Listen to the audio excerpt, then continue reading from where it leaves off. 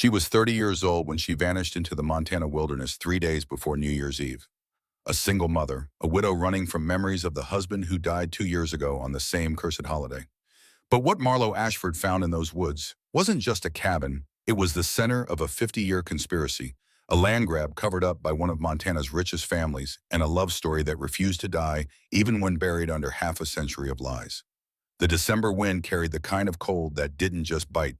It invaded, settling into bones and marrow, with the patience of something that knew winter owned these mountains for months to come. Pine Ridge, Montana sat beneath a sky the color of old pewter, the kind of gray that promised snow and delivered on threats. The community center parking lot was packed, trucks and sedans crowding against snowbanks already waist-high from the storm 2 days prior. Marlo pulled her father's ancient Bronco into a space near the back, killed the engine and stared at the building's lit windows. Sullivan squirmed in his booster seat behind her, 5 years old, and immune to the tension radiating from every adult in his orbit. "Mommy, are we going in? It's cold." The words came out, fogged, visible in the cab's rapidly cooling interior. Marlo twisted to look at him, dark hair sticking up and cowlicks, cheeks flushed from the heat, her eyes bright with the kind of innocence that made her chest ache. He looked like Jack. Always looked like Jack. Especially around the eyes. "Yeah, baby. Grandpa's waiting." She'd driven 3 days from Seattle with Sully buckled behind her and Jack's ghost riding shotgun. Every mile west had been an attempt to outrun New Year's Eve 2017, the night a drunk driver turned her husband into a memory and her son into a fatherless statistic. 2 years. 730 days of waking up to an empty bed and going through motions that resembled life but felt like drowning on dry land. Her father met them at the entrance, Garrison Whitmore, in his standard flannel and work boots, 62 years old, and still moving like the forest ranger he'd been for 3 decades before retirement. He pulled Marlo into a hug that lasted a beat too long, then crouched to let Sully barrel into his arms. "There's my Explorer. You ready to help Grandpa fix that fence tomorrow?" Sully's enthusiastic "yes" echoed off the community center's concrete walls as they pushed through double doors into warmth and the smell of bad coffee and too many bodies in close quarters. Folding chairs were arranged in rows facing a makeshift stage where someone had set up a projector screen. Every seat was taken, people lining the walls, the low hum of conversation threading through the space with an undercurrent of something Marlo couldn't quite name. Tension. That's what it was. The whole room vibrated with it. Garrison found them space along the back wall. Edith Brennan, the neighbor 2 houses down from her father's place, squeezed Marlo's hand with fingers made strong from decades of gardening. "Good to see you, honey. Sorry it's for this circus." Before Marlo could ask what she meant, the room quieted. A man had taken the stage, late 50s, silver haircut, sharp as a blade suit that probably cost more than Marlo's car. He moved with the confidence of someone who'd never been told no and wouldn't recognize the word if he heard it. "Good evening, Pine Ridge. I'm Cornelius Blackwood, CEO of Blackwood Development Corporation. Thank you for coming out on this cold December night." The voice was smooth, practiced, the kind that belonged in boardrooms and political fundraisers. He clicked a remote, and the projector screen lit up with an architectural rendering that made Marlo's architect training sit up and take notice despite herself. Sleek lodges, ski lifts cutting through pristine forest. Luxury that didn't belong anywhere near this working-class mountain town. The Pine Ridge Prosperity Project. $200 million of investment. 500 permanent jobs. A world-class resort that puts this community on the map. He clicked through slides showing economic projections, employment data, tax revenue estimates. Every number was big, every promise was bigger. Marlo watched faces in the crowd, young people leaning forward, hope naked on their features. Older residents sitting back, arms crossed, expressions harder to read. "Now I know some of you have concerns. Change is never easy, but Blackwood Development has been part of Montana's success story for 3 generations. My grandfather built this state's mining industry. My father expanded into real estate. I'm bringing us into the future." Another click. A map of the valley appeared, color-coded parcels showing land ownership. Marlo's eyes tracked the legend: green for Blackwood-owned, yellow for pending acquisition, gray for state land. Almost everything was green, except one small parcel near the center, colored red. "We've successfully acquired 80% of the necessary land. There's one remaining parcel, a small property, likely abandoned, possibly state-owned. We're working with attorneys to clear the title. Once that's resolved, groundbreaking begins April 2020. Garrison's voice cut through the room before Blackwood could continue. "That's the Hartley cabin." Every head turned. Cornelius's smile never wavered, but something cold moved behind his eyes. "I'm sorry, Mr. Whitmore. Garrison Whitmore. And that parcel you're calling abandoned is the Hartley cabin, state land protected under Montana historical preservation laws. Cornelius's laugh was polite dismissive. Mr. Whitmore, with all due respect, your information is outdated. We've done extensive research. That property has been vacant for over 40 years. No historical designation exists in county records. Because Helena Hartley died there and nobody cared enough to check. The words came out harder than Garrison probably intended. Marlowe felt the shift in the room, some residents nodding, others shifting uncomfortably. Cornelius's smile tightened at the edges. That's tragic. But poverty doesn't honor the dead, Mr. Whitmore. Prosperity does. This project brings jobs, revenue opportunity. One crumbling cabin can't stand in the way of progress for an entire community. Progress built on stolen land. Garrison's hands had curled into fists. Marlowe touched his arm, feeling the tension coiled in muscle and tendon. A younger man stepped onto the stage beside Cornelius, early 30s, same sharp features, same expensive suit. The resemblance was obvious. Folks, I'm Sterling Blackwood, counsel for Blackwood Development. Let me address the legal concerns. Montana adverse possession law is clear. Property abandoned for over 20 years with no owner of record can be claimed through proper legal channels. We've followed every procedure. This is above board. His voice carried the particular arrogance of someone who'd never lost an argument because winning was a function of better lawyers and deeper pockets. Marlowe felt her father vibrate with the effort of staying still. The meeting dragged on another 30 minutes, questions about environmental impact, job creation timeline. Cornelius Blackwood answered each with rehearsed charm, Sterling standing ready to deflect anything that sounded like opposition. When it finally ended, people filed out in clusters, conversations buzzing with divided opinions. Outside, Garrison stood in the parking lot staring at nothing, breath coming out in clouds. Rich people always win, always have, always will. Marlowe recognized the bitterness. She'd heard it 2 years ago when her mother's cancer treatments maxed out insurance coverage and experimental options cost money they didn't have. Vivian Whitmore died 6 months later. And Garrison never forgave the hospital that had built a charity wing with Blackwood money, but refused to help the ranger's wife. Dad, you stood up to him. That matters. Does it? Standing up to guys like that is like yelling at a steamroller. Makes you feel better for 30 seconds before it flattens you anyway. They drove back to the house in silence, Sully dozing in his car seat, the heater blowing dry air that tasted like defeat. Inside, Garrison made hot chocolate from a packet, while Marlowe tucked Sully into the guest room that used to be hers, walls still covered in posters from a teenage life that felt like someone else's story. In the kitchen, her father nursed a whiskey he hadn't offered to share. I need to hike tomorrow. Clear my head before New Year's hits. Garrison's look was pure paternal concern aged into worry. Those woods aren't safe right now. Blackwood's surveyors are crawling all over the valley. I'll stay on marked trails. 3 hours GPS full emergency kit. Promise. The word felt hollow even as she said it. Promises were easy. Jack had promised to call her before he left the office New Year's Eve 2017. Promised to take a cab if he had more than one drink at the work party. Promises turned to ash when a drunk driver ran a red light at 60 miles per hour. Garrison studied her face, seeing whatever he saw, and finally nodded. Take my satellite phone and be back by 3. Weather's supposed to hold, but you know these mountains forecasts lie more often than not. She left before dawn on December 30th. Sully still buried under blankets, her father's coffee barely touched on the counter beside a note. The Whitefish Ridge Trail started from a parking lot 10 miles outside town, empty at 6 in the morning, except for her Bronco and a county maintenance truck. The ranger inside waved as she passed, heading for the trailhead marked with faded Forest Service signs. The morning was clear temperature, hovering around 20 degrees, the kind of cold that sharpened everything into focus. Marlowe's breath came easy as she climbed, pack settled, comfortable on her shoulders, layers keeping her warm without sweating. This was what she'd come for, silence. That wasn't empty solitude that felt like choice instead of abandonment. An hour in the trail wound through stands of ponderosa pine, their bark puzzle-pieced in oranges and browns, branches heavy with yesterday's snow. Marlowe stopped to drink water, checked the GPS showing her position as a blue dot on a green line. Ahead, the trail climbed another 2 miles before looping back. Perfect.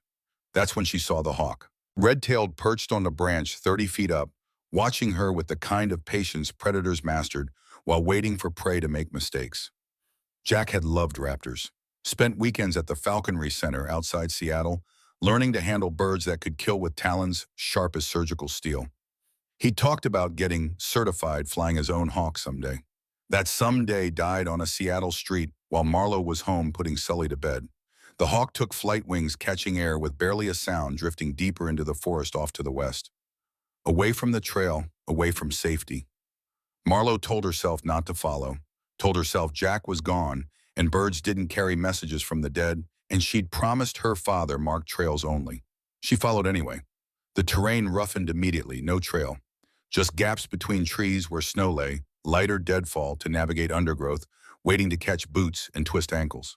Marlo kept the hawk in sight, or thought she did, until the bird vanished into branches, and she was alone in the woods that all looked the same. White snow, brown trunks, gray sky visible in patches through the canopy.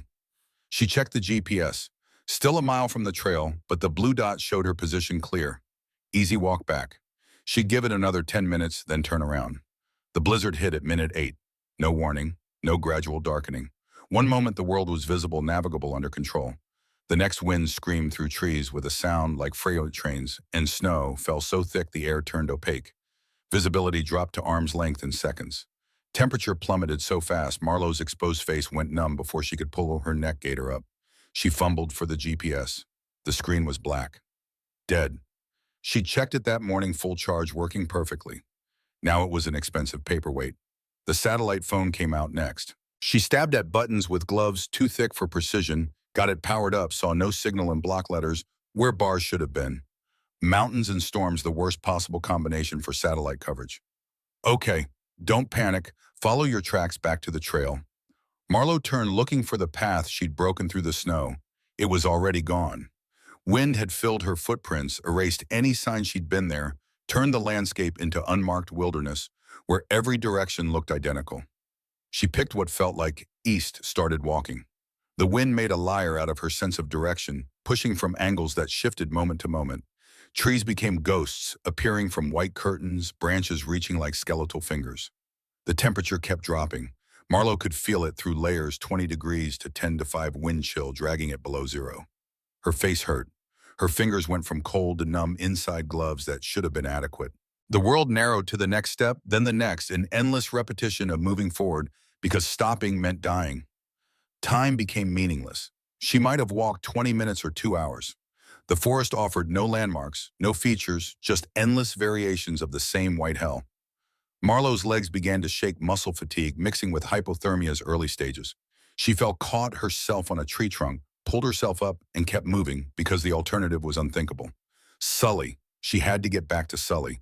A 5-year-old who'd already lost his father couldn't lose his mother. Not like this. Not frozen in Montana woods because she'd chased a goddamn bird like grief had scrambled her brain into uselessness. The chainsaws came as hallucination, at first her mind manufacturing civilization from desperation. But the sound persisted, mechanical growl, cutting through wind howl. Blackwoods surveyors. They'd be working the valley, clearing sight lines, marking boundaries. If she could reach them, she'd survive. Marlo changed direction following the sound. It led her on for minutes that stretched into eternity, always just ahead, never quite reachable. By the time she realized it had stopped, or had never been real, she was more lost than before. She stumbled over something buried in snow, went down hard, hands plunging into powder up to her elbows. Got up, fell again. This time getting up took longer. Her body wanted to quit, to curl up in the snow and let the cold take her somewhere warm that didn't hurt. Jack's voice cut through the storm, clear as if he stood beside her. Get up, Lo. Our son needs his mother. Hallucination or memory or ghost, it didn't matter. Marlo climbed to her feet, took another step, then another. That's when she saw it through the white. Dark shape, angular, too straight-edged to be natural. A building. She fought toward it every step, an act of will over body ready to surrender. The structure solidified from blizzard blur log cabin, small half buried in snowdrifts that looked undisturbed by human passage. No smoke from the chimney, no light in windows, just shelter that might mean survival. The porch steps were buried. Marlo climbed them on hands and knees, reached a door warped by decades of weather. It was unlocked or broken, giving way when she shoved with strength born of desperation. She fell through into darkness, in blessedly still air, as the door swung shut behind her, muffling the storm to background roar. For a full minute, she just lay there on wooden floorboards, breathing, shaking, alive. Then she forced herself up. Needed light, needed fire, needed to warm her core before hypothermia dragged her down past the point of saving herself. The cabin was one room, maybe 20 by 20, details lost in shadow. Marlo fumbled in her pack for the headlamp she'd packed and forgotten about. its beam cut through dusty air, revealing furniture frozen in time. A small table with two chairs, a bed in the corner, quilt still covering the mattress, shelves lined with jars and books, a stone fireplace with wood stacked beside it, and photographs on the mantel. Three silver frames tarnished black with age. Marlowe's hands shook as she moved closer, playing light over images preserved behind dusty glass. A young man in mining coveralls and hard hat, serious eyes looking directly at the camera, with the expression of someone trying to project confidence while feeling none. Beside it, the same man with a woman, both smiling in front of this very cabin in summer, his arm around her shoulders, her hand on his chest, showing a wedding band. The third photograph was the woman alone, visibly pregnant, face etched with sadness that transcended the black and white medium. On the corner of the mantel, dust outlined where a fourth frame had sat until recently. Marlowe ran her finger through the pattern.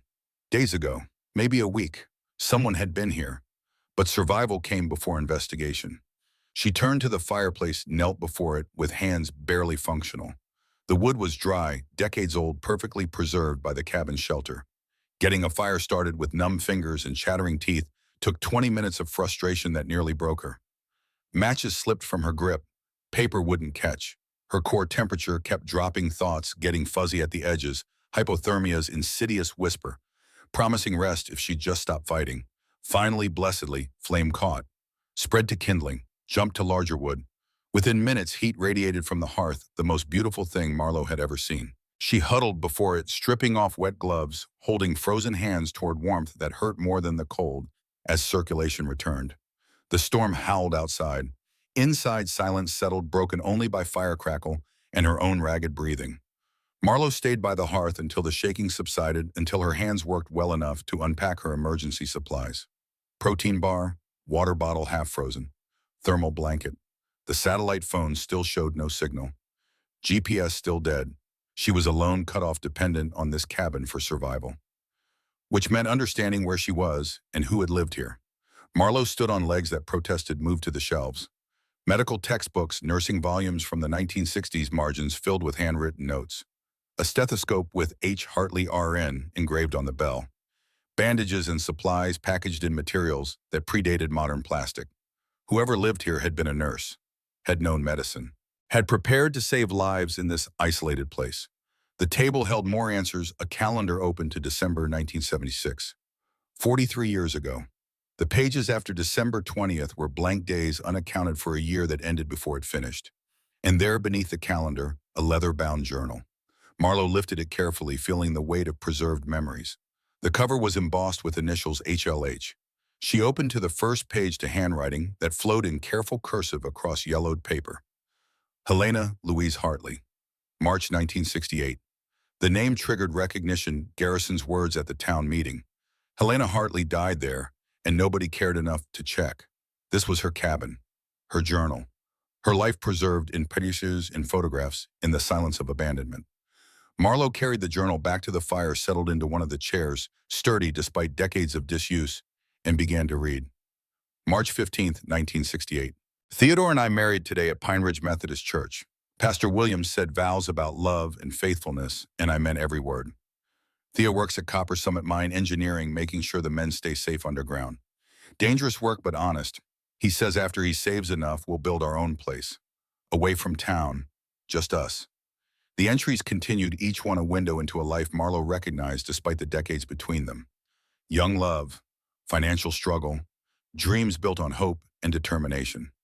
Helena wrote about working double shifts at the hospital, about Theo coming home covered in mine dust, about saving every dollar toward their future. May 20th, 1968. We found our land, 10 acres in Whitefish Valley, bought at county auction. Theo says we'll build the cabin ourselves, logs and sweat and all the time we need. Mr. Blackwood stopped by the hospital today. Said he'd heard we bought property in the valley. Offered to buy it from us, generous price, he said. I told him we're building our home there. He smiled, but it didn't reach his eyes. Said we should reconsider. That miners don't plan for long futures. Marlowe's skin prickled. Blackwood. Even in 1968, that name carried weight. She flipped forward, scanning entries about cabin construction, about stolen weekends working side by side, about blisters and exhaustion and joy in creation. August 10th, 1968. Cabin finished. Slept here for the first time last night. Theo carved our initials above the door, TETOH forever. I've never been happier. Mr. Blackwood came again today, brought his son Cornelius. The boy can't be more than 9 years old, already taught to look at people like they're obstacles to property acquisition. Randolph offered triple what we paid. Theo said no. Blackwood's smile disappeared. He said men who work underground should think about their wives. Theo walked him to his car. I don't think he was as polite as I would have been. The next entries tracked through fall and winter, Helena's happiness radiating from every word. Until February 1969. I'm pregnant. 3 months. I haven't told Theo yet, want to wait until after his next paycheck. He's been so worried about money working double shifts because the mine's pushing production. They're skipping safety inspections. Theo tried to file complaints, but nobody listens when Randolph Blackwood signs the paychecks. A baby changes everything. We need to be smart. Careful. I'll tell him next week. Give him good news when he needs it most. Marlowe's hand tightened on the journal. She knew how this story ended. Garrison had said it at the meeting. Husband died in the mine disaster. But reading Helena's words, feeling her hope and fear and love made the tragedy immediate in ways historical fact couldn't touch. The entry for June 14, 1969 was short. One line repeated over and over, handwriting deteriorating into desperate scrawl. Explosion at Copper Summit. Theo's shift. 23 men trapped. Please, God, please, God, please, God. The next week's entries were chaos, frantic updates as rescue teams dug as bodies were recovered, as hope died by degrees. Marlowe read about Helena standing at the mine entrance with other wives, about the mine owner emerging with grim news, about 21 men brought out dead and 2 still missing below. June 22, 1969. They're sealing the tunnel. Mine owner says the collapse is too extensive, can't dig further without killing more men. Theo is still down there. They're going to seal him in, bury him alive in rock and darkness, and there's nothing I can do. I screamed at them, begged. Randolph Blackwood was there watching. Just watching. Like this was theater instead of the death of everything I love. Marlowe's eyes burned. This woman, this nurse who'd saved lives, who'd built a cabin with her own hands, who'd been carrying a child when her world ended, had faced loss with a clarity that made Marlowe's own grief feel small and selfish by comparison. But the next entry made her chest go cold. June 23, 1969. Blackwood came to the cabin today. Less than 24 hours after they sealed the mine. Offered me $5,000 cash for the property. Said he knew I'd need money now that I was a widow. I'm not a widow. Theo is missing. Missing isn't dead. I told Blackwood to leave. He said I was being unreasonable. That grief clouds judgment. That he'd wait. Come back when I was ready to be practical. How did he know to come here? How did he know where I live? We never told anyone in town about the cabin, kept it private, our sanctuary. But Blackwood knew exactly where to find me. Knew Theo was gone before they even announced it publicly. What did he know? What did Randolph Blackwood know about that mine? Marlowe sat back, mind racing through implications. A mine owner who'd cut safety corners. An explosion that killed 23 men. A widow approached within hours with a cash offer for land he'd wanted before the disaster. The mathematics of tragedy and opportunity painted a picture uglier than anything she'd imagined. She forced herself to keep reading. Helena's entries over the next months showed a woman unraveling hope, curdling into delusion. She refused to attend the memorial service, for the miners insisted Theo wasn't dead without a body to prove it. Wrote about waiting for him to find his way home, about keeping the cabin exactly as it was the day he left, about conversations with him as if he still sat in the chair across from her. September 5th, 1969. Baby girl born this morning. I named her Penelope, Theo's mother's name. She's beautiful, has his eyes. But I look at her and all I see is the man who should be here to meet his daughter. The man buried under a mountain because Randolph Blackwood valued money over safety. November 20th, 1969. They took Penny, social services, said I'm unfit, living in isolation, no income, unstable mental state. I know Blackwood sent them. He's on the hospital board. Has influence everywhere. They gave her to a family in Helena. Good people, they said. People who can provide stability. I signed the papers because I couldn't fight them. I'm not strong enough to be a mother when I'm still trying to be a wife to a ghost. Marlowe's vision blurred. This woman had lost everything, husband, child, future, and still she'd stayed in this cabin, clinging to the idea that waiting mattered more than living. The entries became sparse after that, weeks between writings, Helena's careful script degrading into something raw. Then Marlowe found the entry that changed everything.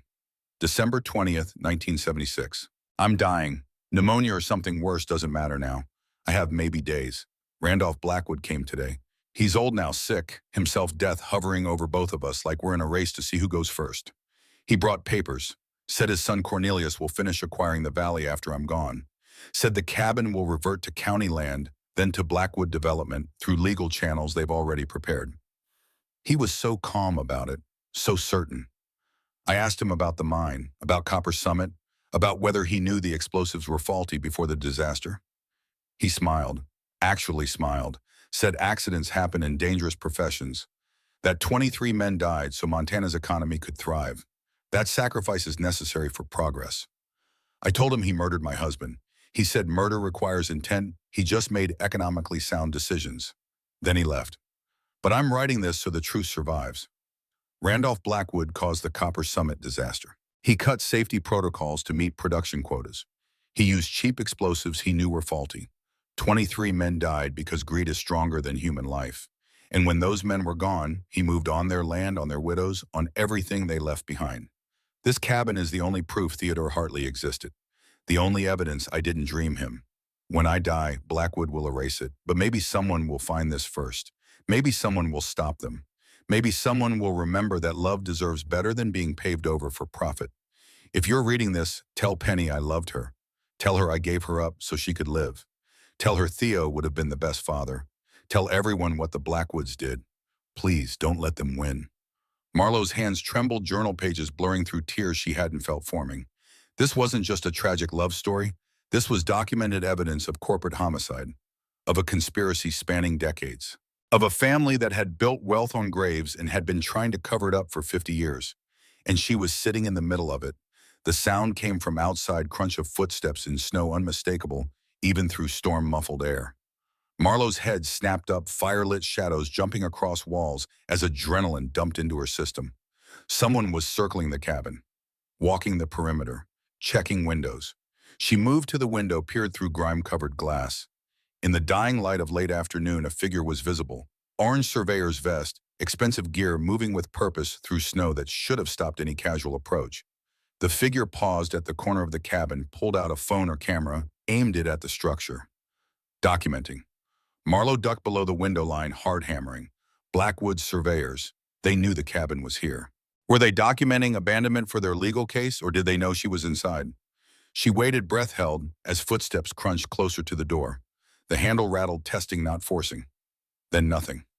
After a minute that felt like years, the footsteps retreated, fading into storm sound. Marlowe stayed frozen for 10 minutes before she dared move. When she did, it was to search the cabin for anything the visitor might have left behind. She found it near the woodpile, a GPS unit half buried in snow, looking recently dropped. She brushed it off, powered it on with battery at 15%. The screen showed saved waypoints. Most were labeled with coordinate strings. One was different: Hartley cabin. Document abandonment. Deck 28, 2 days ago. Blackwood's people had been here 2 days ago, cataloging the cabin's condition for their legal case. And beside the GPS, pressed into snow, was a business card. She pried it free, reading embossed lettering by firelight. Sterling Blackwood, Esquire. Blackwood Property Acquisition Division. The pieces fell together with nauseating clarity. The Blackwoods had been documenting the cabin's abandonment to strengthen their adverse possession claim. But they hadn't expected anyone to be inside.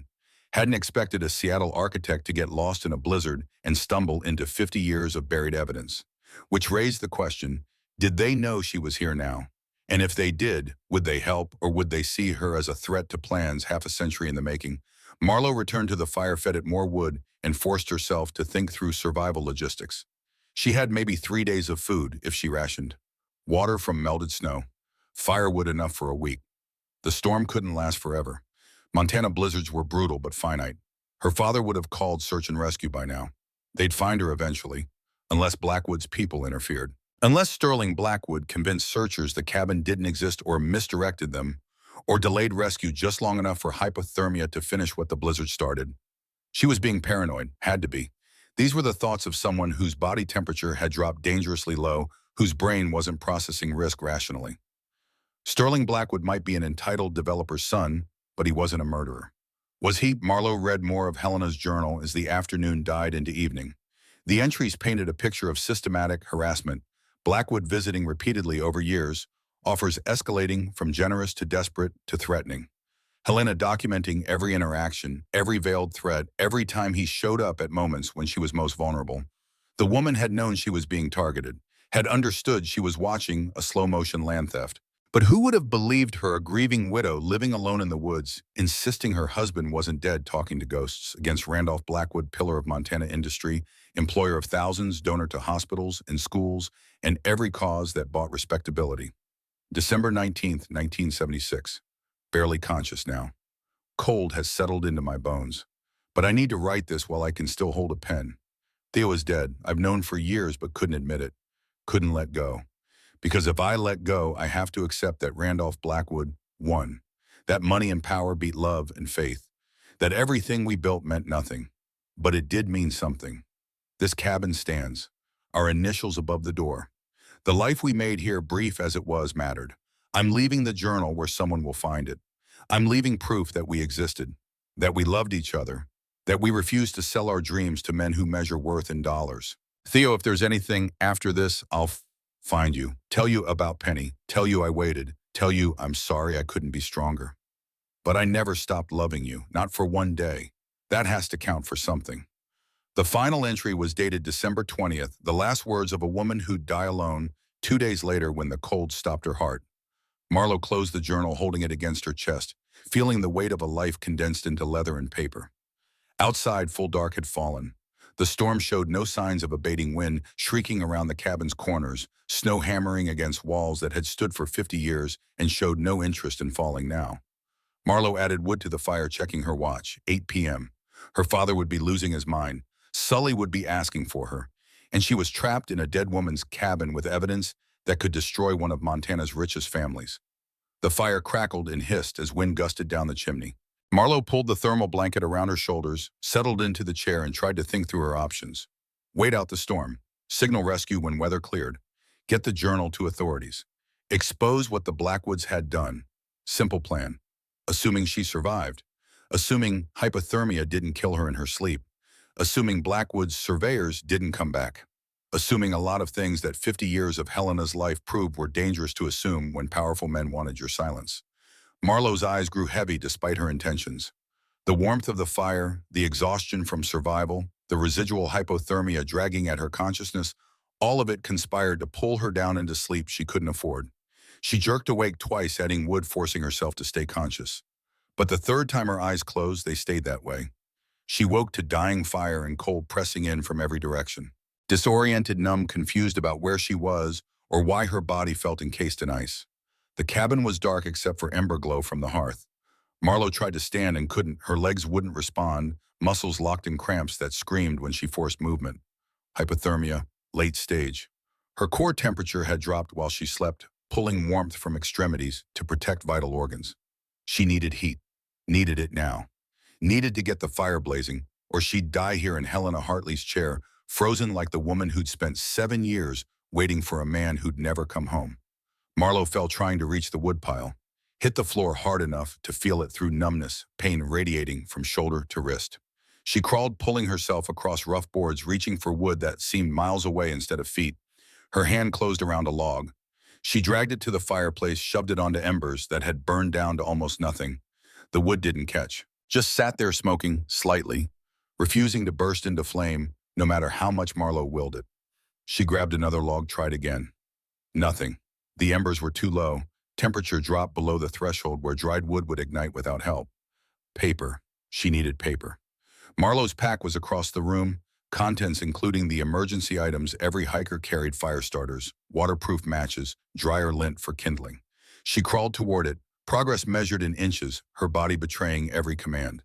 Halfway there, she stopped, unable to continue, lying on the floor of a dead woman's cabin, thinking about how Sully would grow up without either parent and hating herself for following a goddamn bird into wilderness that didn't care about grief or symbolism or widows who couldn't let go. That's when she heard Jack's voice, clear as if he stood over her. "Get up, Lo. Our son needs his mother." Hallucination. Had to be. Jack was dead, buried in Seattle under the headstone that said beloved husband and father, and didn't mention the drunk driver who'd killed him or the system that gave the guy 18 months in minimum security. Jack was gone, and Marlo had spent 2 years trying to figure out how to exist without him, and now she was dying in Montana because she'd never learned the difference between running away and moving forward. Get up. The voice was insistent, demanding, sounding exactly like Jack did when he was coaching Sully through something difficult, when patience and firmness combined in that tone that made you believe you could do hard things if you just tried. Marlo got up, pulled herself to hands and knees, crawled to the pack, ripped it open with fingers that barely functioned, found the fire starter kit, magnesium striker, tinder, waterproof matches, crawled back to the fireplace, dragging supplies in her wake. The first match broke. Second match lit, but died when her shaking hands couldn't shield the flame. Third match caught the tinder, which caught the dryer lint, which finally blessedly caught the logs she'd placed on the embers. Flame spread weak at first, then gaining strength, feeding on wood that had waited 50 years to burn. Marlo huddled before it, feeding the fire, carefully rebuilding it log by log until heat pushed back the cold, threatening to stop her heart. Feeling returned to her extremities in waves of agony that made her gasp but meant she'd survive. Meant she'd see Sully again. Meant Helena's journal wouldn't disappear with her. She stayed by the fire until dawn, broke gray and cold outside the cabin's windows until the storm finally began to ease, wind dropping from shriek to moan. When she could move without cramping, when her fingers worked well enough to be trusted, Marlo checked her supplies. 3 protein bars left, water bottle half full. The journal sitting where she'd left it, leather cover reflecting firelight, like it held its own illumination. She had to get this out, had to make sure Helena's words reached people who could act on them. 50 years of silence ending here in this cabin with a widow who'd accidentally stumbled into someone else's fight. Outside in Pine Ridge, her father hadn't slept. Garrison Whitmore had called Sheriff Porter at 5 p.m. when Marlo missed her 3 o'clock deadline. Called again at 6 when her satellite phone went unanswered. By 7, Porter had mobilized search and rescue volunteers from town county deputies, anyone with mountain experience, and the courage to go into a blizzard that was still raging. They'd found her car at the Whitefish Ridge trailhead, Content's undisturbed GPS unit clipped to the dash showing her planned route. But the storm had erased any trace of where she'd actually gone, wind-filling footprints faster than falling snow could mark them. Edith Brennan sat with Sully at Garrison's house, the boy asking every 15 minutes when Mommy would be home, his 5-year-old understanding of time inadequate to comprehend hours stretching into eternity. Edith made hot chocolate and read stories and lied with the ease of someone who'd raised 3 children through their own traumas. Mommy's fine, sweetie. She just got caught in the storm. She'll be home soon. At the search headquarters they'd set up in the community center, Sheriff Porter marked off grid sections on maps that looked increasingly futile. The storm was too severe for helicopters. Ground teams had covered the main trails and found nothing. Visibility was measured in feet. Temperature had dropped to -15 wind chill, pushing it to -30. A person caught in that would have maybe 4 hours before hypothermia became fatal. Marlo had been missing for 16 hours. Porter was explaining to Garrison that they'd resume at first light, that continuing in these conditions would just create more victims when the community center doors opened. An old man stepped through, stooped with age and weather face mapped with decades of sun damage and hard living. Fletcher Morrison. 78 years old, retired from Copper Summit Mine the year before the disaster, moved to Florida for 30 years before returning to Montana, like a salmon driven upstream to spawn and die. He shouldn't have been there, should have been home in his trailer on the edge of town, warm and safe and uninvolved. But guilt had a way of dragging old men into storms they had no business entering. I know where she is. Porter looked up from maps that offered no answers. Fletcher, go home. This weather, there's a cabin, Hartley Cabin, out past Willow Creek Valley, maybe 4 miles northwest of the Whitefish Ridge Trail.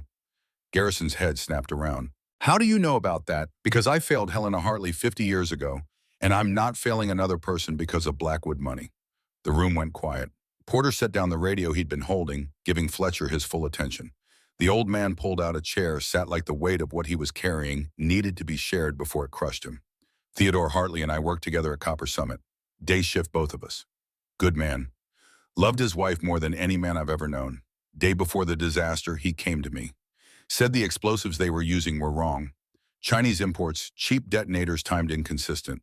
Said he'd filed complaints, but Randolph Blackwood told him to shut up and work or find employment elsewhere. Theo needed the money that had a baby coming cabin to pay for. So he shut up.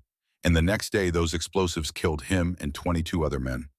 Garrison's hands had curled into fists. Porter's expression had gone carefully neutral. the look of a lawman hearing confession that tread close to admission of crimes past statute of limitations. After the mine sealed, Randolph Blackwood came to me, offered me $500 more money than I'd seen in a year to not check on Helena, said she'd move on faster without reminders, said I'd be doing her a favor. I took it. I was 28, broke, traumatized from surviving when my friends didn't.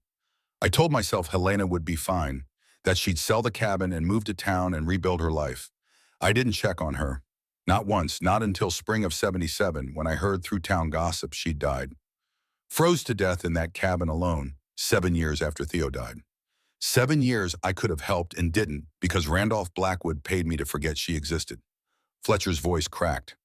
He wiped his face with a hand gnarled by arthritis and decades of hard labor. Today, Cornelius Blackwood's son came to my trailer. Sterling, lawyer slick as his grandfather ever was. Said he heard about the missing woman, said his family wants to help with the search. Then he offered me $1,000 to forget about the Hartley cabin. Said it's probably collapsed by now anyway. Said I'd just be wasting rescue resources. Same family, same tactics. 50 years later, and they're still paying people to let women die in the woods because it's cheaper than having witnesses to their crimes. Garrison was on his feet before Fletcher finished speaking. Take us there. Now. Porter grabbed his coat, already shouting orders to deputies. The search team mobilized in minutes, snowmobiles, fueled rescue gear, loaded medics standing by with warming packs and IV fluids. Fletcher rode in the lead vehicle, directing them through terrain he'd navigated decades ago, memory proving sharper than GPS. They were a mile out when Sterling Blackwood intercepted them. He'd positioned himself at a crossroads where the fire access road met the trail into Willow Creek Valley, expensive SUV parked to block passage, hazard lights flashing. He stepped out as the convoy approached, hand raised in greeting that felt more like a traffic stop. Sheriff Porter, I heard you're searching the Willow Creek area. I need to inform you that's contested Blackwood property. We have ongoing litigation regarding title. I can't authorize. Porter cut his engine, climbed out and got in Sterling's face with a speed that belied his 58 years. A woman is missing. Your property disputes mean exactly nothing right now. Move your vehicle or I'll have it towed. Sterling's expression hardened. I'm just saying, anything you find out there, structures, documents, evidence of any kind, legally falls under property claims. Fletcher Morrison climbed out of the passenger seat, moving with purpose that made him seem younger than his years. Boy, your grandfather paid me to let Helena die. You offering me money to let Garrison's daughter die. You really want that on your conscience because I've carried it for 50 years, and I promise you it weighs more than any amount of money is worth. Sterling's composure cracked. For just a moment, something ugly showed through the entitlement of someone who'd never been denied anything, who'd been raised to see people as obstacles to acquisition rather than humans with intrinsic worth. That woman shouldn't have been trespassing on disputed property in the first place. If she'd stayed on marked trails, Garrison hit him. One punch straight to the jaw, putting the full weight of 2 days' fear and 50 years' class resentment behind it. Sterling went down hard, blood streaming from his nose, sprawling in snow that turned pink where he landed. Deputies moved to separate them. Porter grabbed Garrison's arm, held him back more from reflex than actual intention to arrest. Sterling scrambled up, one hand on his face, the other reaching for his phone. That's assault battery. I'm pressing charges. File your goddamn reports after we find his daughter. Porter's voice carried the authority of 30 years, wearing a badge in a county where people still respected that authority over lawyer threats. Sterling seemed to recognize he'd lost this round. He climbed into his SUV, reversed out of the way, but didn't leave. Just sat there, engine running, watching as the search convoy continued into the valley.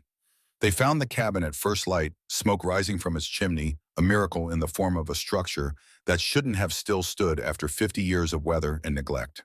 Porter radioed for the helicopter for medics for everyone who could help. Garrison was off the snowmobile before it fully stopped running toward the cabin through snow that resisted every step. He hit the door hard, shoulder first, wood cracking, but holding. Second hit, and it gave way, swinging open on hinges that screamed protest. Inside, Marlowe sat at a table with a leather journal in her hands, face-pale lips, tinged blue, but alive, conscious, looking at him with eyes that held more than just relief. Dad. The word came out rough throat, raw from breathing cold air. Garrison crossed the cabin in 3 strides, pulled her up, wrapped her in a hug that tried to squeeze 2 days of terror into 1 moment of contact. Oh God, Lo. Oh God, baby girl. I thought, I'm okay. I'm okay. But Dad, listen, the Blackwoods. They killed them. All of them. It's all here. She held up the journal. hands shaking, eyes bright with something beyond cold or fear. Garrison took it, flipped through pages filled with Helena's handwriting, seeing dates and names and accusations that should have been investigated 50 years ago. The medics pushed in, then wrapping Marlo in thermal blankets, checking vitals, starting an IV of warm fluids. Her core temperature was 94 degrees hypothermic but treatable. Frostbite on fingers and toes, but minor, no tissue damage. She'd survived because Helena's cabin had sheltered her the way it had sheltered a grieving widow, the way it had held 50 years of secrets waiting for someone to find them. Sterling Blackwood appeared in the doorway, phone held up, recording everything.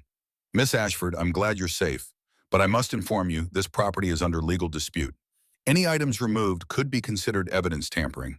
That journal you're holding, Fletcher Morrison stepped between them, 78 years old and done with Blackwood intimidation. That journal is evidence of your grandfather's crimes. You want it, you'll have to go through every person in this room. And son, I survived Copper Summit when better men didn't.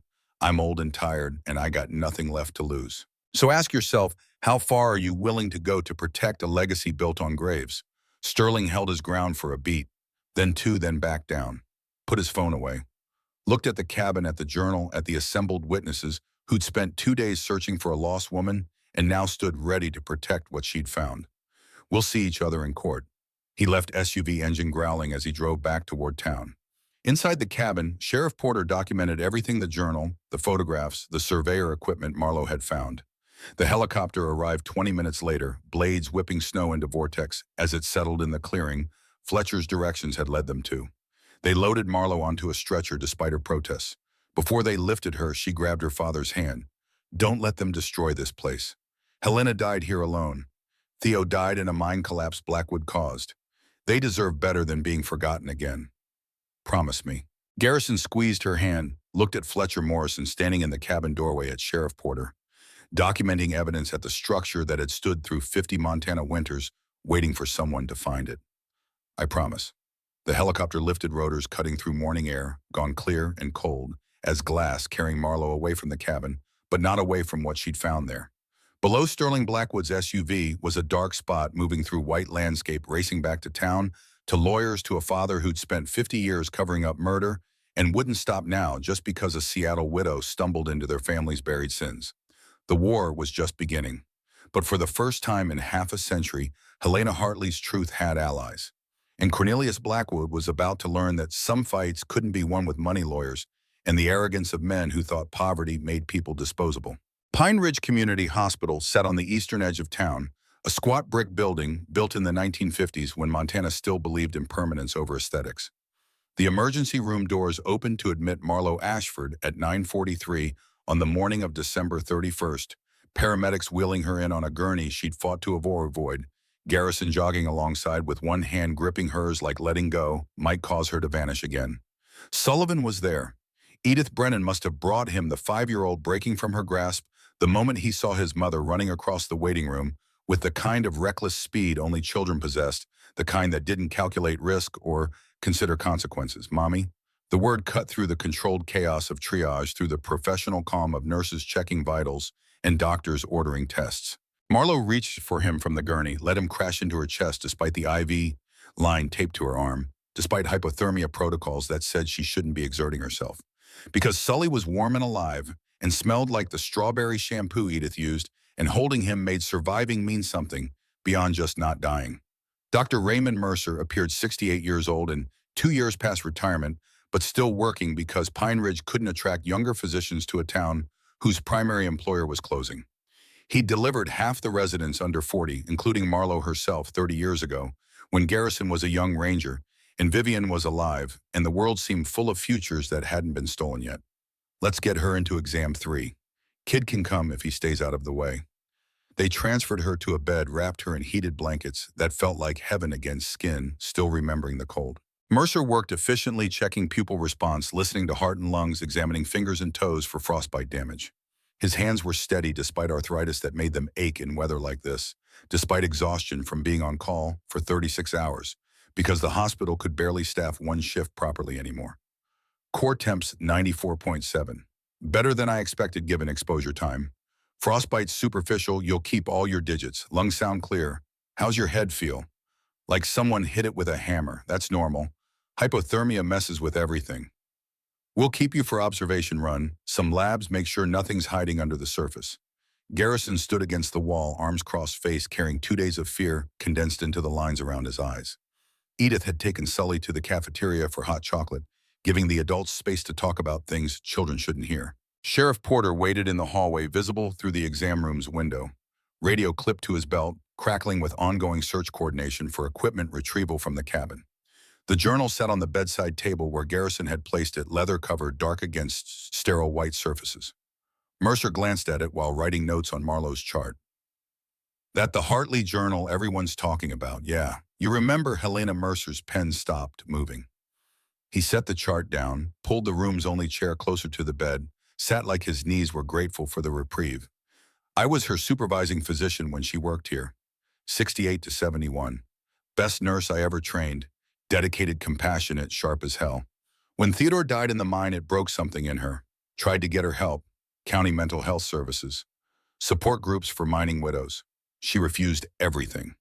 Just retreated to that cabin and stopped engaging with the world. Did you know about the baby? Mercer's expression shifted, surprise, mixing with something that looked like shame.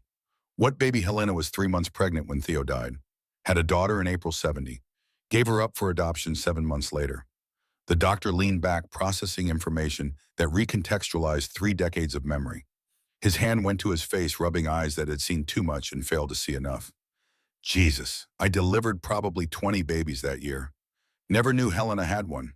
She must have used a different hospital. Helena or Billings, maybe. Which means she was hiding it from everyone in Pine Ridge. Marlowe reached for the journal, opened it to entries she'd memorized during the long night. She thought Blackwood was behind the adoption.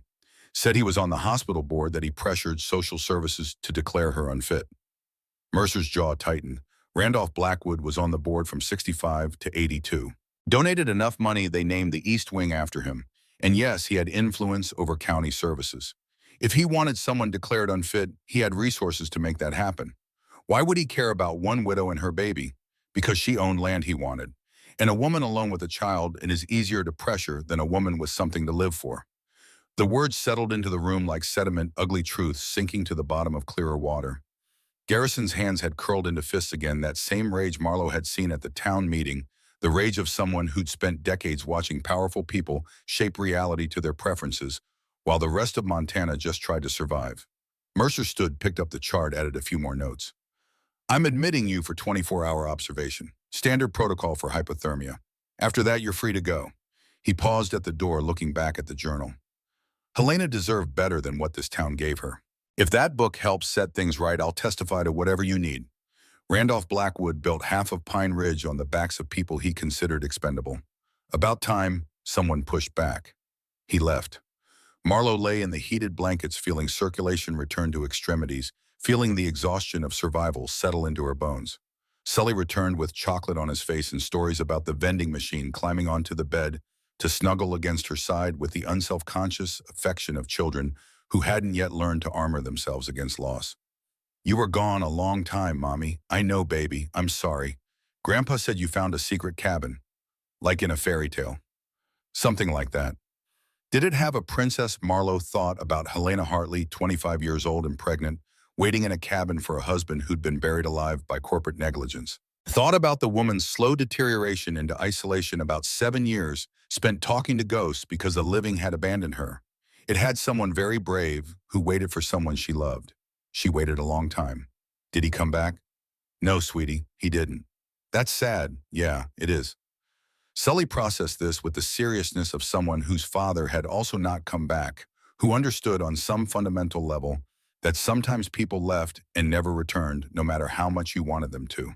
He pressed closer, small body radiating warmth, and Marlowe held him while Garrison watched from his position against the wall, 3 generations of loss contained in one hospital room, built with Blackwood money. The lawyer arrived at 11 a.m. Sterling Blackwood in a fresh suit. No trace of the bloody nose Garrison had given him 6 hours earlier, accompanied by an older attorney whose silver hair and $1,000 briefcase screamed specialist brought in from Billings or Helena. They approached Sheriff Porter in the hallway, voices low but carrying through the exam room door that hadn't quite latched. We need to speak with Miss Ashford regarding property violations. Porter's response was flat, unimpressed. She's recovering from hypothermia. Come back tomorrow. This can't wait. She removed items from contested property. We have documentation. You have documentation that a woman nearly died in a blizzard and your family's surveyors were close enough to help but didn't. That how you want this story told. Sterling's composure cracked at the edges. Our crew had no knowledge anyone was in the cabin. They were conducting routine assessment. Save it for the judge. Right now you're leaving this hospital before I arrest you for harassment. On what grounds? Interfering with a medical emergency, intimidating a witness. Take your pick. I've been sheriff 30 years and I know every statute in Montana code. You want to test me, counselor? The lawyers left. Porter stayed positioning himself outside Marlowe's room like a guard, like he'd decided which side of this fight carried his loyalty. Inside, Garrison pulled the chair Mercer had used closer to the bed, sat heavily. They're not going to stop. Blackwoods don't know how to lose. They'll bury you in legal paperwork, drag this out until you run out of money for attorneys, make it cost more to fight than to walk away. I'm not walking away. Helena's journal is evidence of crimes. Murder, even if it's 50 years past prosecution. I'm an architect. I know how to document things, how to preserve evidence. This matters, Dad. It matters, and it's dangerous. You almost died out there. Sully almost lost his mother. Is a dead woman's story worth your life? The question hung between them, weighted with every parent's fear, every calculation of risk versus principle. Marlowe looked at her son, at Garrison, at the journal that represented a woman who had lost everything and still refused to surrender. Helena gave up her daughter because she thought she couldn't fight Blackwood's power. She died thinking she'd failed. I have Sully. I have you. I have resources she never had. If I walk away now, I'm telling him that rich people always win.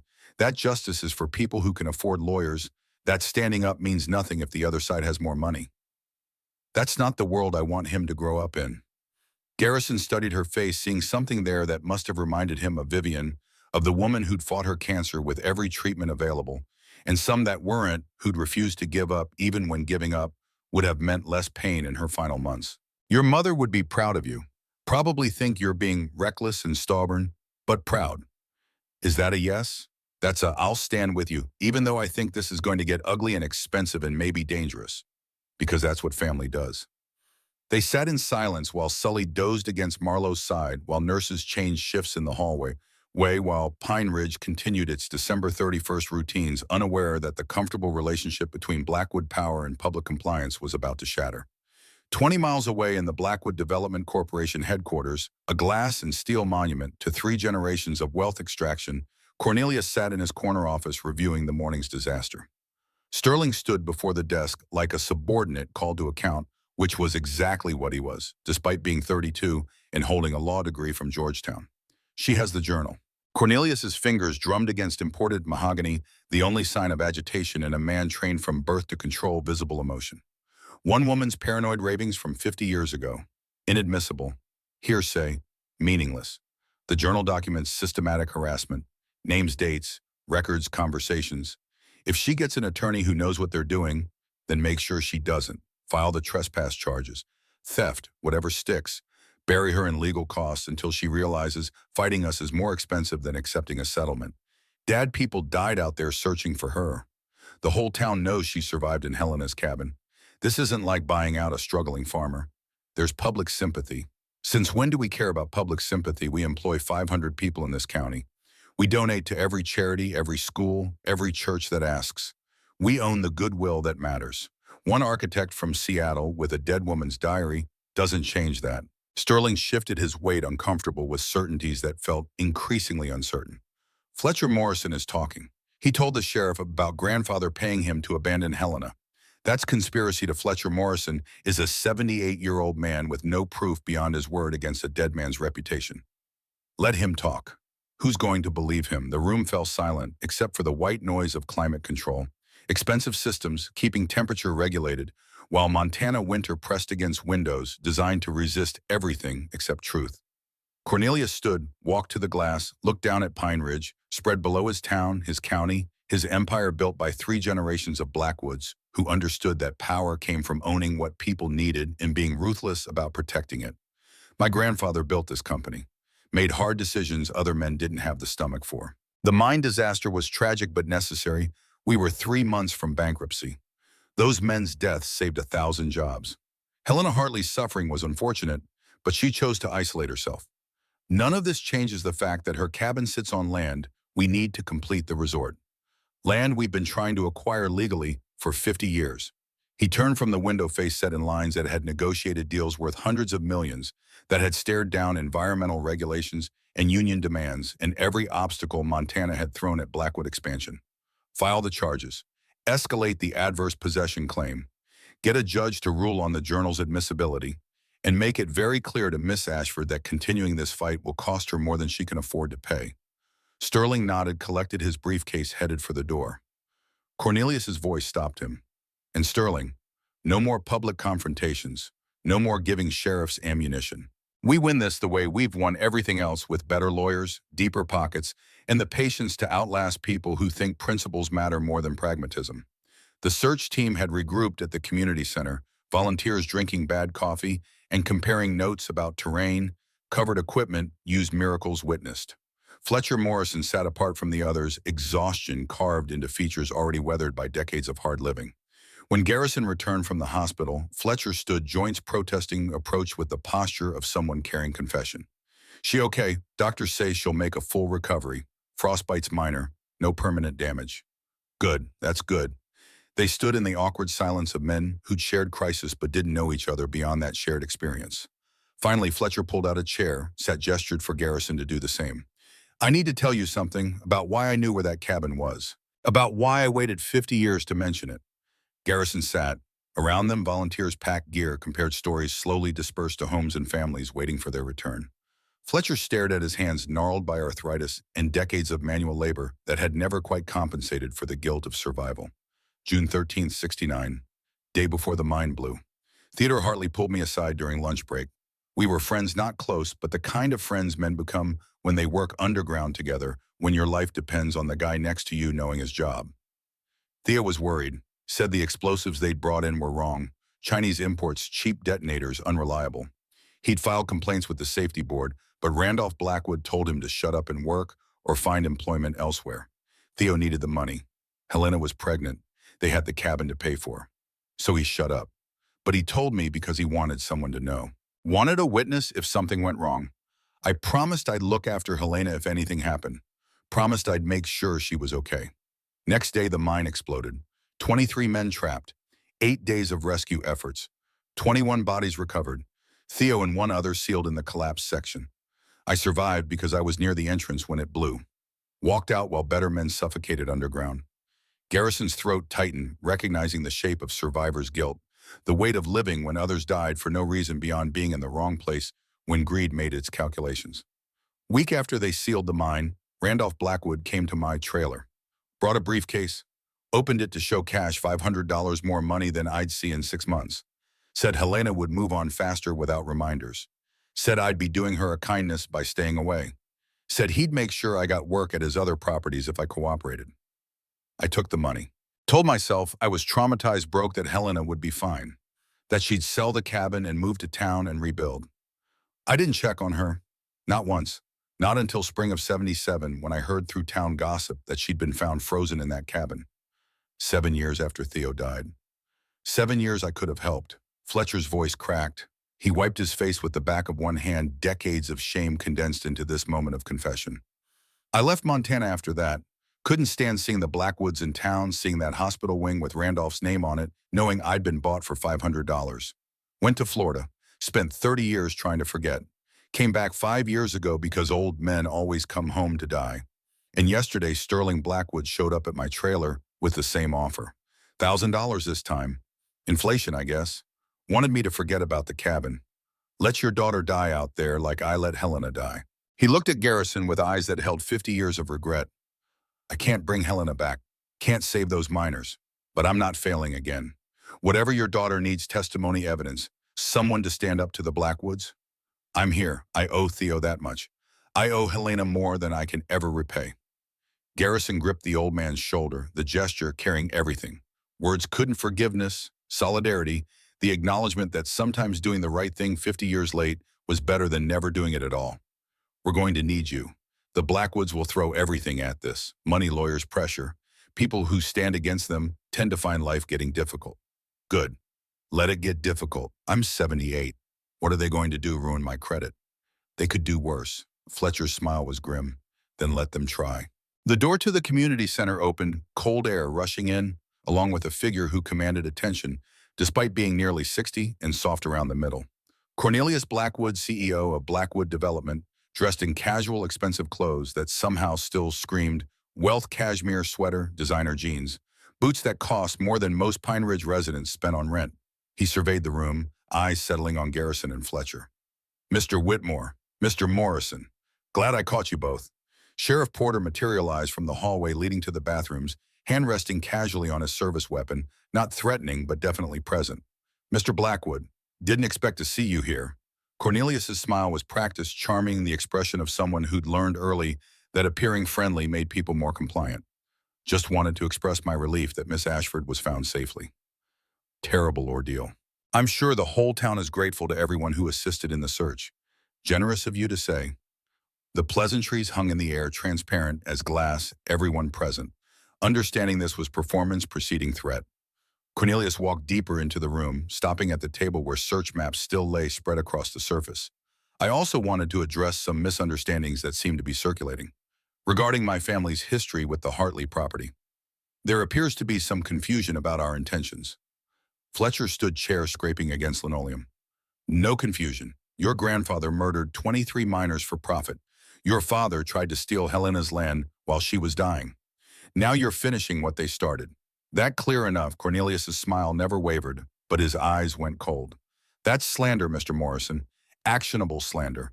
My grandfather's mine operated within all legal safety standards of the era. The disaster was investigated and ruled accidental. Those are facts documented in county records. Facts your family paid to establish. Prove it. The challenge hung between them, simple and devastating. Fletcher had testimony, memory, accusations.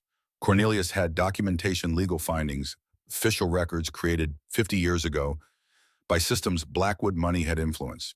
In any court, official records would outweigh an old man's word.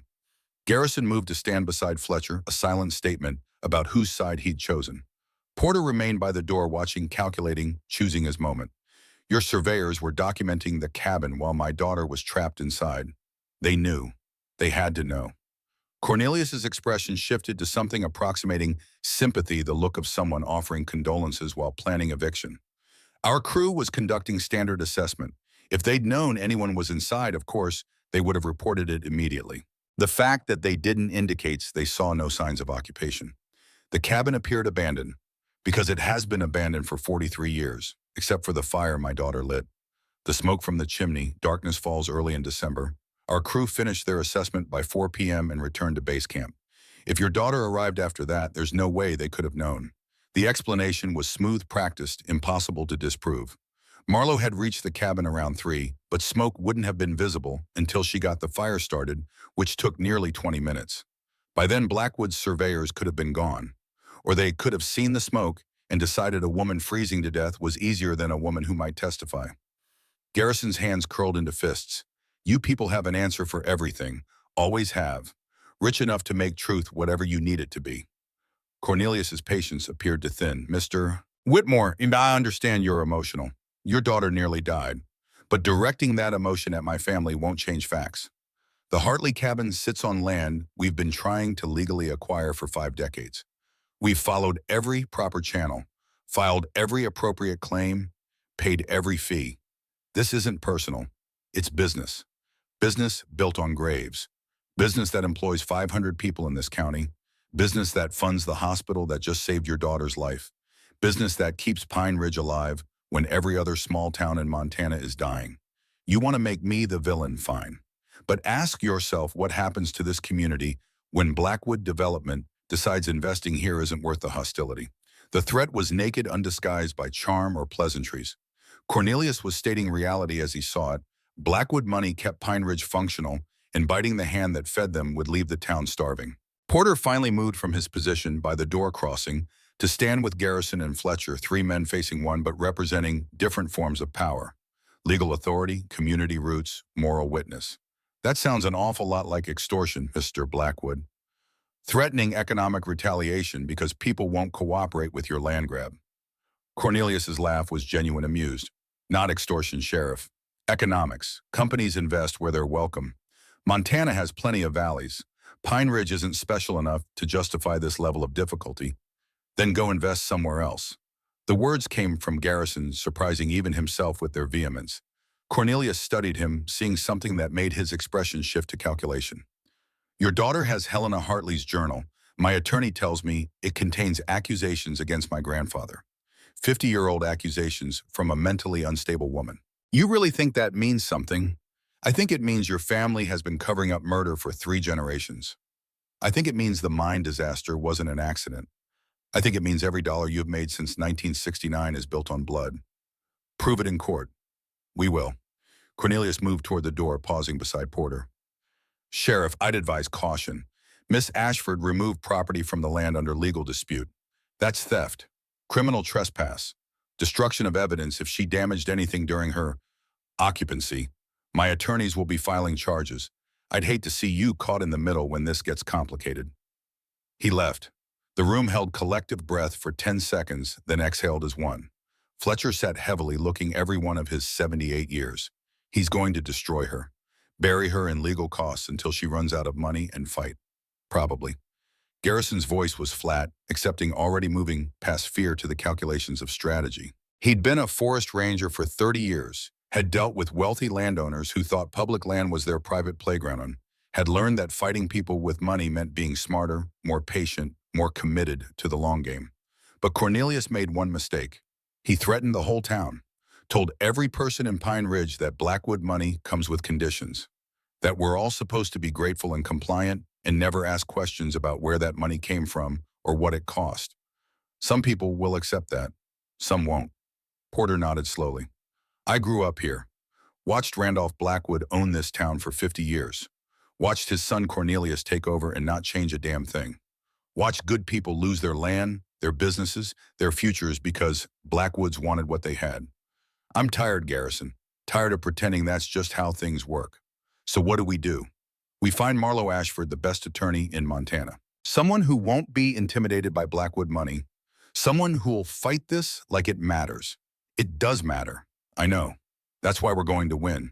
The declaration hung in the air, belief stated as fact, hope masquerading as certainty. Outside Pine Ridge went about its December 31st routines. Groceries, bought gas, pumped lives, lived in the shadow of wealth that had shaped the town's geography for 3 generations. But inside the community center, 3 men made the choice that precedes every revolution to stop accepting what is and start fighting for what should be. By evening, Marlo was stable enough to be moved to a regular room. They'd kept her in the ER for observation, monitoring vital signs, running blood work that came back clean. Sully had fallen asleep in the visitor's chair, exhausted by crisis and its resolution. Garrison sat beside the bed, laptop open, researching attorneys who specialized in property law, corporate malfeasance, whistleblower protections. The knock came soft, respectful.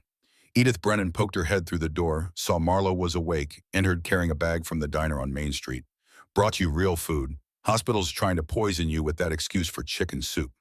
She set containers on the rolling table, pot roast, mashed potatoes, green beans pie. The smell alone made Marlo's stomach wake up, reminder she hadn't eaten anything substantial in 2 days. Edith shooed Garrison toward the food, turned to Marlo with expression carrying 30 years of being Pine Ridge's unofficial caretaker. My nephew's a lawyer, civil rights work mostly, handles cases against corporations who think they can do whatever they want to regular people. He's in Helena now but grew up here. Knows the Blackwoods, knows their reputation. Would he take the case? Already asked. He's driving down tomorrow. Says what they did to Helena, what they're trying to do to you, that's exactly the kind of fight he lives for. Marlo felt something loosen in her chest, the first real breath since Sterling Blackwood had shown up threatening legal action. I can't afford pro bono. He handles 3 cases a year for free. Considers it his obligation to the community. This'll be one of them. Why would he do that? Because his mother, my sister, lost her bakery in '89 when Blackwood Development bought the whole block for redevelopment. She fought them in court for 2 years. Lost everything. Died broken, bitter. Harrison watched that happen when he was 16. Watched his mother get crushed by people with better lawyers. He's been looking for a way to hit back ever since. The interconnection of small-town grudges. The long memory of wrongs never forgotten. The way injury compounded across generations until someone finally said enough. All of it crystallized in this moment. Marlo wasn't just fighting for Helena's story anymore. She was becoming the focal point for 50 years of resentment against a family that had shaped Pine Ridge's geography through money and power, and the assumption that resistance was futile. Tell your nephew I'll talk to him. But I need to know, is this winnable, or am I just making myself feel better by fighting a battle? I'll lose. Edith's smile was sharp, carrying the edge of someone who'd survived 7 decades in a town where survival meant learning when to bend and when to break. Blackwoods have been winning for 3 generations because nobody's ever really fought them. Everyone who tried was alone, isolated, broke. You got something they've never faced before, a whole community that's tired of losing. That's different. That might actually scare them. She left with promises to bring more food tomorrow, with updates about town gossip already swirling around Marlowe's rescue and the Journal and the Blackwood family's increasingly aggressive response. The room settled into evening quiet, just Marlowe and Garrison, and Sully's soft breathing from the chair. Dad? Yeah, am I doing the right thing? Or am I being selfish? Putting Sully at risk because I'm angry at a dead woman's story?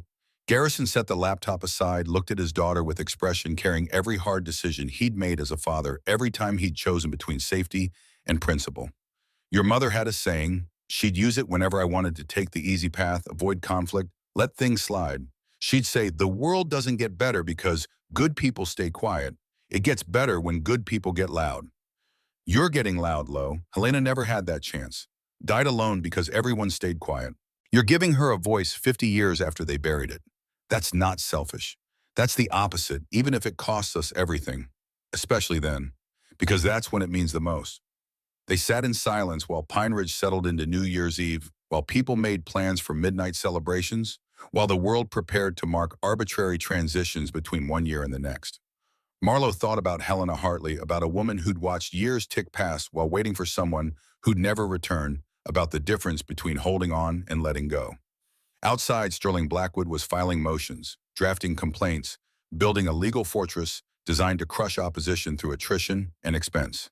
His father sat in the corner office reviewing strategies, confident that money and patience would deliver what 3 generations of Blackwoods had always taken: whatever they wanted, whenever they wanted it, with apologies to no one. But in a hospital room built with Blackwood donations, a widow from Seattle held a dead woman's journal and made the choice that would detonate 50 years of carefully constructed lies. Made it knowing the cost. Made it anyway, because some fights mattered more than winning, and some truths demanded to be told regardless of who tried to silence them. Helena Hartley had spent 7 years waiting for justice that never came.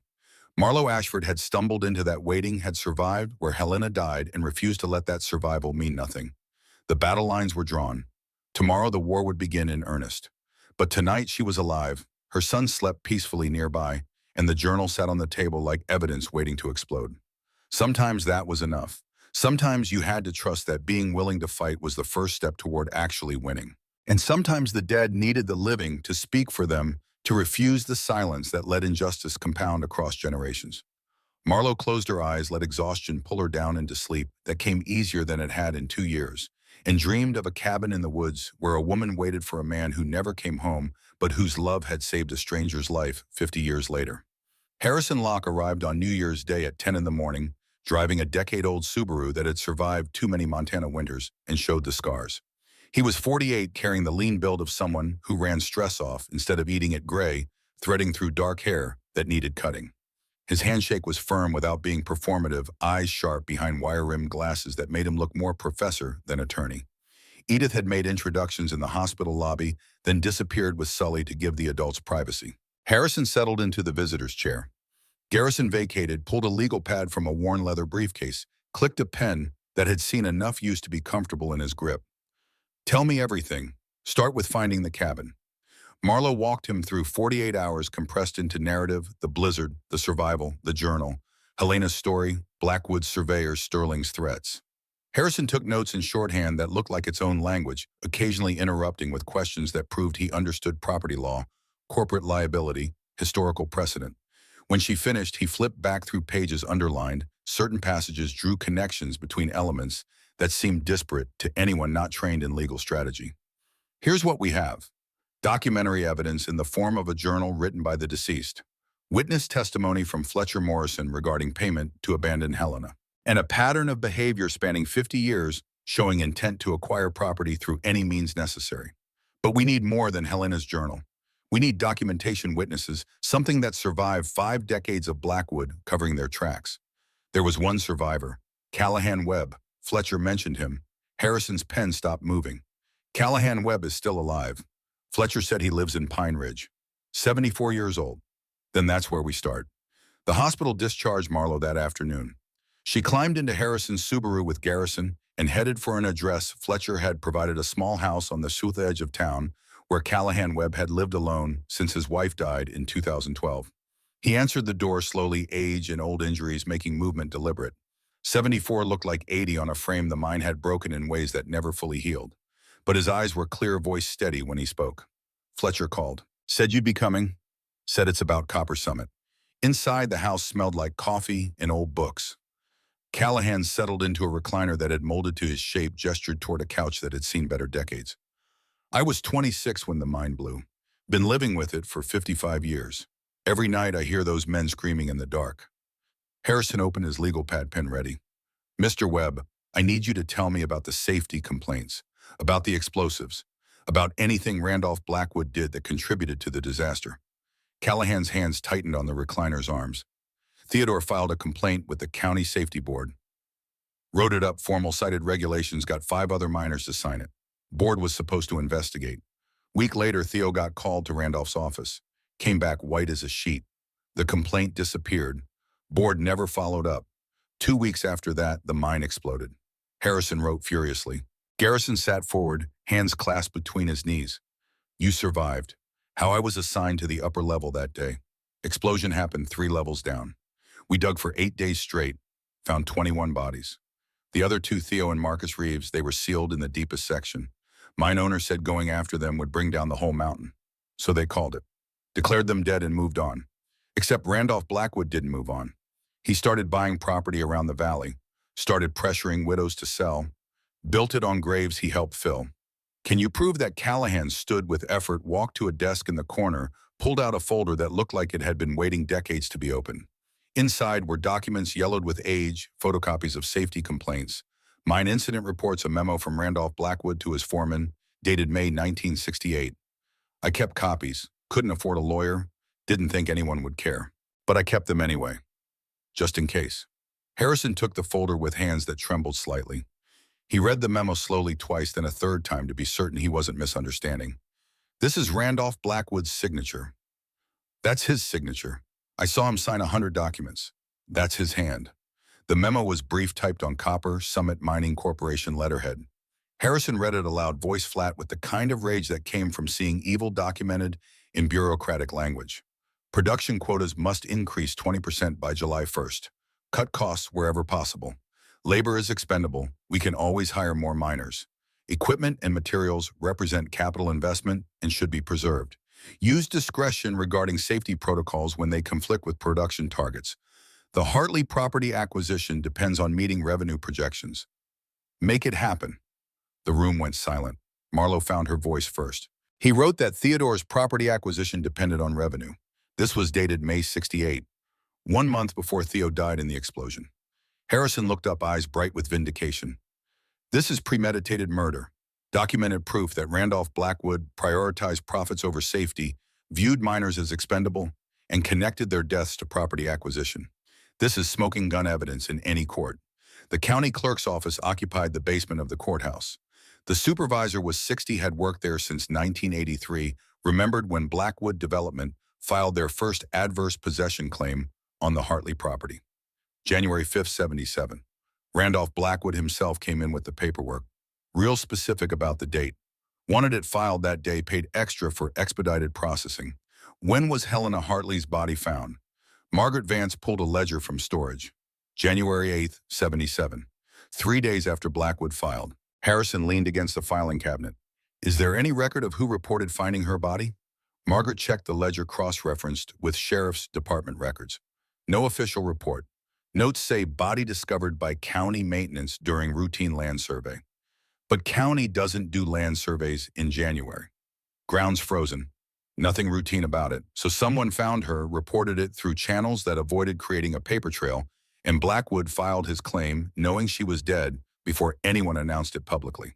That's what it looks like. Can you testify to that? Margaret Vance had worked county government for 41 years, had watched Blackwood money shape every major decision. But something in her expression suggested that silence had worn thin. I can, and I will. By January 5th, Harrison had testimony from 6 sources.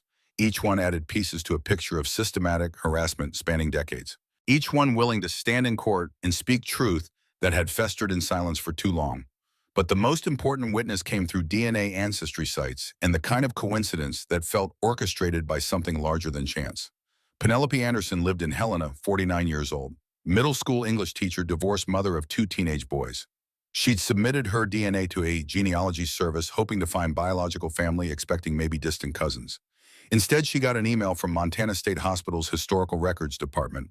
Her profile matched samples from Helena Louise Hartley, died January 1977. Maternal match. Probability 99.9%. The clerk gave her Helena's name. Penelope searched online, found newspaper archives from 1969 reporting the mine disaster, found Theodore Hartley listed among the dead, found no record of a child. She was sitting in her Helena apartment trying to process the information when her phone rang. Unknown number, Montana area code. Miss Anderson. My name is Sterling Blackwood. I represent Blackwood Development Corporation. I understand you've recently discovered information about your biological mother. Penelope's hand tightened on the phone. How did you know that we monitor genealogy databases for property claim purposes? Your mother, Helena, owned land that's currently in dispute. We're willing to pay $100,000 for you to claim your inheritance and immediately sell to us. Why would you offer that if the land is disputed? Because litigation is expensive. This way is cleaner. You get money you never expected. We get land we've been trying to acquire for decades. Penelope had taught English for 23 years. She heard the threat wrapped in reasonable tone. And if I refused, Sterling's pause was calculated. Then I'd hate for Helena School District to learn about your complicated background. Teachers are held to high standards. Questions about biological parents who died in poverty can be uncomfortable for school boards, especially when donors like Blackwood Development Corporation express concerns. The threat was naked once stripped of euphemism. Penelope felt rage kindle in her chest. You're threatening my job because I won't sell you land that belonged to my mother. I'm suggesting we can make this easy or difficult. Your choice. She hung up. Sat staring at her phone for 5 minutes. Then she called the hospital records clerk back, got Marlo Ashford's contact information dialed before she could reconsider. This is Marlo. My name is Penelope Anderson.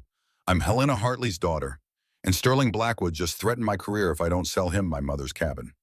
20 minutes later, Harrison was drafting a restraining order against Sterling Blackwood. By evening, he had something better, evidence that transformed the entire case. Fletcher Morrison had remembered something. About Theodore Hartley hiding documents at the cabin, about a loose board in the floor where he kept important papers safe. Fletcher had been there once helping Theo install the hiding place, but had forgotten about it until recent events jarred loose memories, 5 decades buried. Sheriff Porter organized the expedition himself. Harrison garrisoned Marlo against doctor's orders, and Fletcher to identify the location. They reached the cabin in late afternoon, winter sun already dropping toward the horizon. The loose board was exactly where Fletcher remembered, northeast corner, near where the bed frame met the wall. Porter pried it up carefully, revealed a space perhaps 2 feet square, lined with oilcloth to protect contents from moisture. Inside was a metal box tin, eaten by rust but intact. Harrison opened it with gloved hands, found papers wrapped in more oilcloth. Documents from the mine, copies of safety complaints, incident reports, and at the bottom an envelope addressed to Helena in Theodore's handwriting. The letter Helena had mentioned, the one Theodore wrote but never sent because the mine exploded the next day. Harrison opened it, carefully unfolded pages that crackled with age. June 13th, 1969. My dearest Helena, I've been thinking about our future. When I get home, and I will get home, I promise you that I want to start our family immediately. I want a daughter with your eyes and your strength. This land is ours, Helena. I put the deed in both our names and added language that any children we have inherit equally. No corporation, no Blackwood, no one can ever take it from our family. I love you more than words can say. Wait for me. I'm coming home. Theo. Harrison's voice had roughened by the end. He set the letter down carefully, pulled the property deed from the box, read the language Theodore had added in his own hand. This land shall pass to Helena Louise Hartley and any children born of our union in perpetuity, and may not be sold or transferred, except by unanimous consent of all named heirs. He looked at Marlo, at Garrison, at Fletcher, who was crying openly. Theodore legally protected the cabin for his children before he died. He anticipated Blackwood trying to take it. This deed proves Helena intended for Penelope to inherit. It establishes legal standing that survives adoption time, everything Blackwood can throw at it. We just won. The Montana State Land Board hearing convened January 22nd in the Capitol building in Helena, 3 weeks after Marlo Ashford stumbled out of a blizzard into 50 years of buried evidence. The hearing room was packed and beyond fire code capacity media. In the back rows, Pine Ridge residents filling available seats overflow watching from the hallway. The 5-member board sat at an elevated table faces carefully neutral. Harrison Locke represented Marlo and Penelope Anderson. Sterling Blackwood headed a legal team of 4 attorneys from a Billings firm. The chair called the hearing to order. Sterling stood moving to a podium with the confidence of someone who'd never lost a property dispute. Members of the board, this case is straightforward. The Hartley cabin has been abandoned for 43 years. Montana adverse possession law clearly states that property unused for 20 years may be claimed. Blackwood Development has attempted to acquire this land legally since 1977. We've followed every procedure. He clicked through a presentation showing photographs of the cabin, documentation of acquisition attempts, economic impact studies promising 500 jobs and $200 million of investment. Our resort project will transform Pine Ridge from a dying town into a thriving community. One cabin cannot stand in the way of progress that benefits thousands. He sat. Harrison stood carrying Theodore's letter and the property deed. Members of the board, Mr. Blackwood wants you to believe this is about law and property and progress.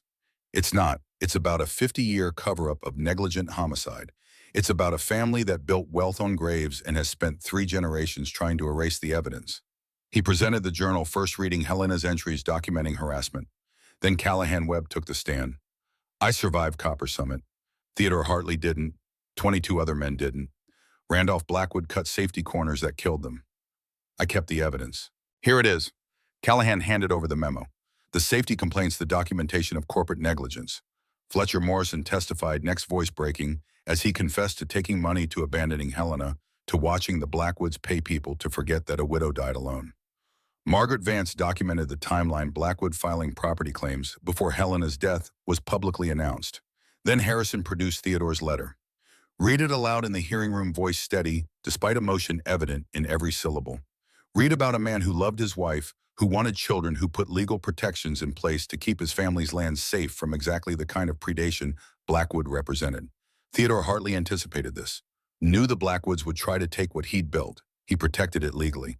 And that protection extends to his daughter, Penelope Anderson, who's here today to claim what her father meant for her to have. Penelope stood carrying herself with the dignity of someone who'd taught children to value truth over convenience. I never knew my mother, never knew my father. But I'm standing here because the Blackwoods tried to buy my silence, offered me money to sell land I didn't know I owned, threatened my career when I refused. Her voice strengthened, carrying across the room. My mother loved my father enough to wait 7 years for him to come home. She died alone because the Blackwoods isolated her, broke her, made sure no one checked on her welfare. I'm a teacher. I teach my students that bullies only win if good people stay silent. I'm not staying silent. That cabin is my inheritance. My parents built it with love. No amount of Blackwood money will ever buy it. Sterling attempted rebuttal. But Harrison had anticipated every argument, had documentation refuting each point, had case law establishing that biological children retained inheritance rights even through adoption when original intent could be proven. The board's deliberation took 90 minutes. When they returned, the chair's expression was grim. We find the evidence compelling. The Hartley cabin will be designated a Montana State Historic Landmark. Penelope Anderson is recognized as the rightful heir. Blackwood Development Corporation's adverse possession claim is denied. Furthermore, due to the pattern of harassment documented, Blackwood Corporation is prohibited from acquiring any property within 5 miles of the Hartley cabin for 25 years. Sterling shot to his feet. This is outrageous. Our economic studies? The chair's gavel cut him off. Your economic studies don't outweigh documented evidence of negligent homicide. The Attorney General's office will receive our recommendation to investigate the Copper Summit disaster. This hearing is adjourned. The room erupted. Media rushed for doors. Pine Ridge residents cheered. Sterling Blackwood stood frozen, watching his family's empire crack. In the audience, Cornelius Blackwood rose from his seat, face mottled with rage. He pushed toward the front security, moving to intercept, but his voice carried over the chaos. My grandfather built this state, employed thousands. One accident doesn't erase everything he accomplished. Harrison turned to face him, voice calm. 23 men weren't an accident. They were a choice. Your grandfather chose profit over safety. That's not legacy. It's continuation of evil. Cornelius's mask shattered completely. Those miners were expendable. They knew the risks. This land was meant for us. The Hartleys were nobody. The words hung in sudden silence, recorded by a dozen phones broadcast through open doors to hallways filled with people who'd just heard one of Montana's richest men call working people expendable. Security grabbed his arms, but the damage was done. Sterling stood alone, watching his father destroy in 30 seconds what 3 generations had built. He looked at Harrison, at Penelope, at Marlo. We'll appeal. You can try, but your father just confessed on camera to valuing land over human life. That'll be Exhibit A in every lawsuit coming your way. Montana Attorney General opened investigation within days. Families of the 23 miners filed suit by February. Blackwood Development's insurance settled for $200 million rather than face trial. The company entered bankruptcy by June. Sterling was disbarred in May for witness intimidation. The cabin restoration began in March.